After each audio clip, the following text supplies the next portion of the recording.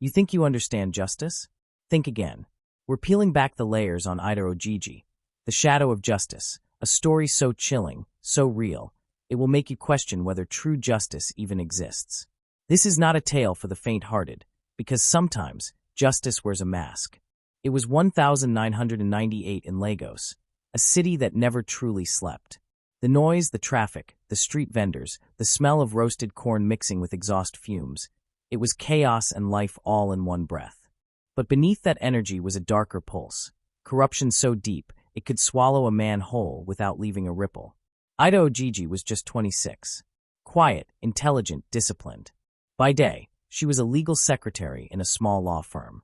By night, she went home to her modest apartment, cooked simple meals, and read crime novels. But there was something most people didn't know.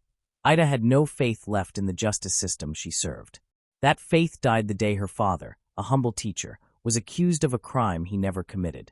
She watched helplessly as officials demanded bribes she couldn't pay. He died in custody. They called it natural causes, but Ida knew better. One rainy night, everything changed. She was taking a shortcut through a dim alley when she saw him. A man slumped against the wall, soaked and bleeding. His breaths came in shallow bursts.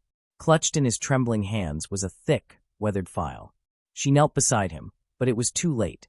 His final words were a broken whisper. They must pay. The file contained names, powerful names. Police officials, businessmen, politicians.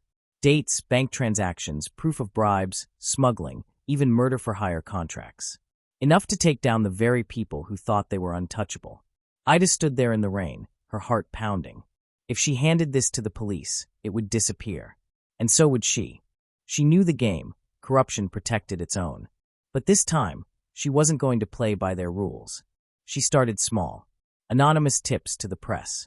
Select documents slipped to journalists with no return address. A few arrests followed, but the corrupt thought it was coincidence.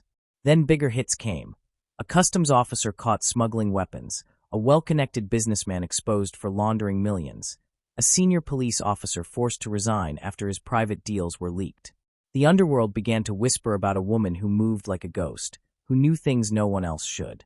They called her Ojiji, Shadow. And like a shadow, she was everywhere and nowhere. But shadows attract light, and light can be dangerous. 3 men in a black SUV were sent to track her. Professionals, not street thugs. They thought they'd found her hideout, a small room above a printing shop. They kicked the door open, guns drawn, only to find an empty chair. On it was a single envelope. Inside was a photograph of the 3 of them, taken earlier that same day. She was watching them. From then on, Ida was no longer just exposing corruption. She was dismantling entire networks. Every move she made was calculated, every leak precise. But with each win came new enemies and a growing bounty on her head. Then one day she disappeared. No one knows if she escaped, was captured, or simply melted back into the city she knew so well. Some say she's still out there, watching, waiting for the next name to appear in her files.